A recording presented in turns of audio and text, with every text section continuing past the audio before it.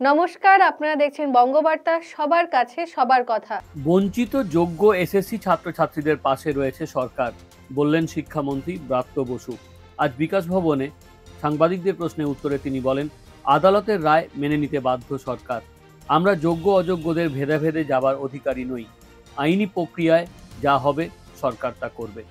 আমরা মুখ্যমন্ত্রী যা বলেছেন সেই অনুযায়ী সর্বতোভাবে আমরা বঞ্চিত এবং যোগ্য যারা আছেন তাদের পাশে আমরা সর্বতোভাবে থাকব, মানবিকভাবে থাকব, রাজনৈতিকভাবেও থাকব। এক দুই, এই যে আপনারা যেটা বলছেন টেইন্টেড বা আনটেইন্টেড, বা এক দলের বেতন ফেরত দেওয়া হবে আরেক দলের বেতন ফেরত দেওয়া হবে না, এই কথাগুলো তো আমার কথা নয়।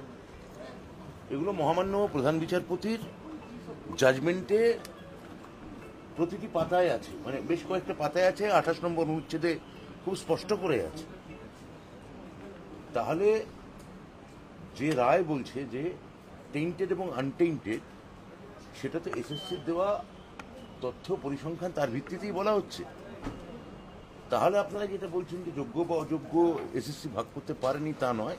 হয়তো বলতে পারেন তাতে কোর্ট সম্পূর্ণত, কোর্ট সেটা বলেওছেন মাননীয় যে তারা সন্তুষ্ট হচ্ছেন না, কিন্তু যোগ্য অযোগ্যের একটা ভাগাভাগি নিশ্চিতভাবে প্রধান বিচারপতি রায়ের পর আমরা বুঝতে পারছি, এবং যারা যোগ্য এবং বঞ্চিত তাদের একটা মানবিক দৃষ্টিভঙ্গি যাতে সব তরফ থেকে বেরোয়, আমি সেই আবেদনও এই সূত্রে করব।